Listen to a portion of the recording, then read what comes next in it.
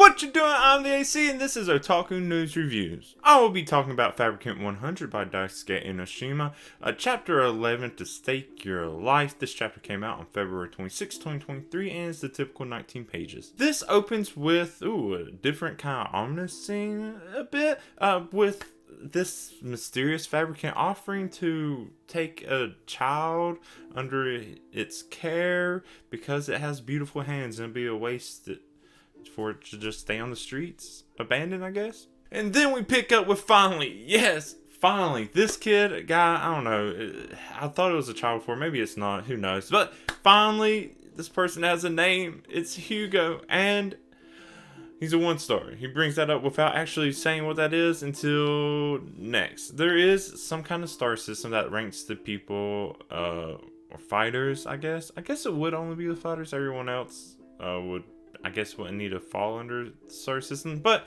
it's something like it goes from 1 to 5 and it corresponds with their fighting abilities compared to the Fabricants.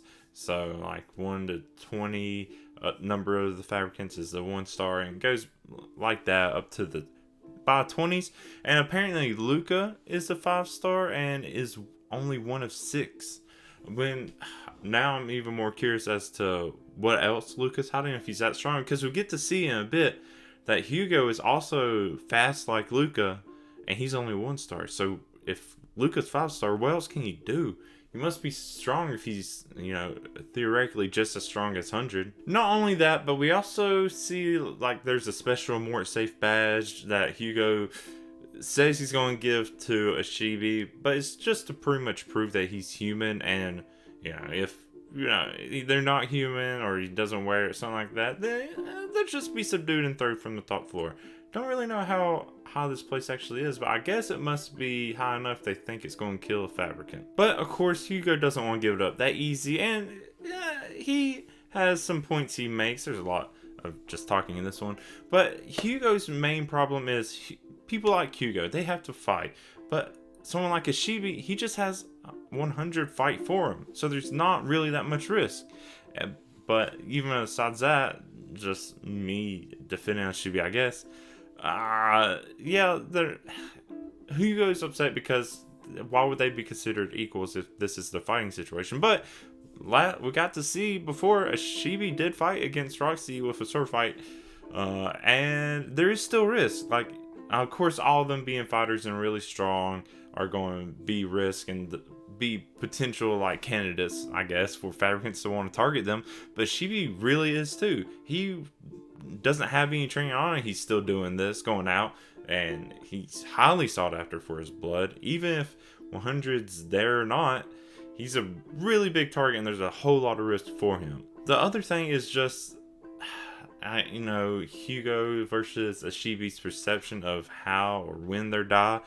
Hugo's like, Ashibi knows he'll die. He made this deal, but it's different from those that don't already have their death planned, I guess. And each fight could be their last. So there's always that risk, and there's always that fear of, their death could be at any time. Unlike Ashibi, who's pretty much has accepted his death's just going to be later. I mean, he could still die anytime soon. That's not going to change. And Ashibi just has a different kind of weight that either Hugo is testing or just really doesn't understand himself. And then we get to see like a very brief clips of like Hugo potentially having some kind of past with a Fabricant. I'm assuming that's Hugo. We see it from the back. But maybe Hugo, that was the first time Hugo encountered that Fabricant, and then Luca saved him, which would be why he probably hangs around with Luca so much.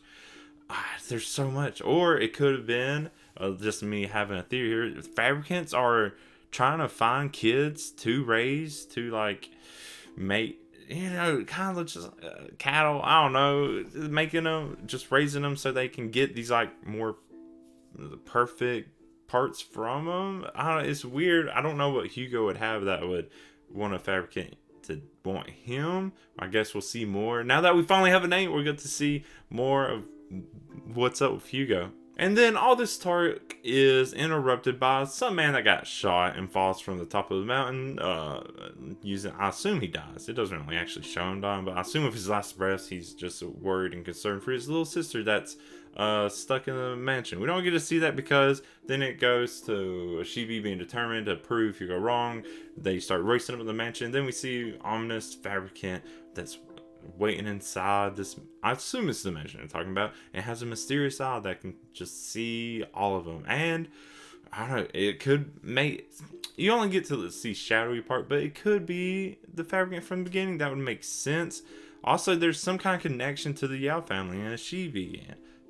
So another cool big arc could be coming. We'll see. Hopefully it's not a quick one. Overall, this was pretty much just another, not even really another, this is finally the explanation chapter I've been waiting for. I knew it was coming at some point. At some point they're going to have to explain their powers, the whole like power system, stuff like that. I knew it would come eventually. It finally did. It was pretty quick. It wasn't like it was super heavy on details. And the fact that they still don't really know what makes these seemingly superhuman humans so powerful. There's all kinds of theories. It could be, and this is something, I don't know if I mentioned it in a video before, but it could just be that the reason that you are so interested in Fabricant Seamways is because they're also taking parts from Fabricants or using the same kind of logic to make themselves more powerful, just minus obvious stitches, I guess. Ooh, I don't know. I feel like there's something nefarious. I feel like I must have mentioned that before because this all just seems too suspicious. Finally, last thing I want to talk about, just the title of the chapter, To Stake Your Life, comes a lot from just Hugo's resolve, his whole talking to Shibi and his doubts.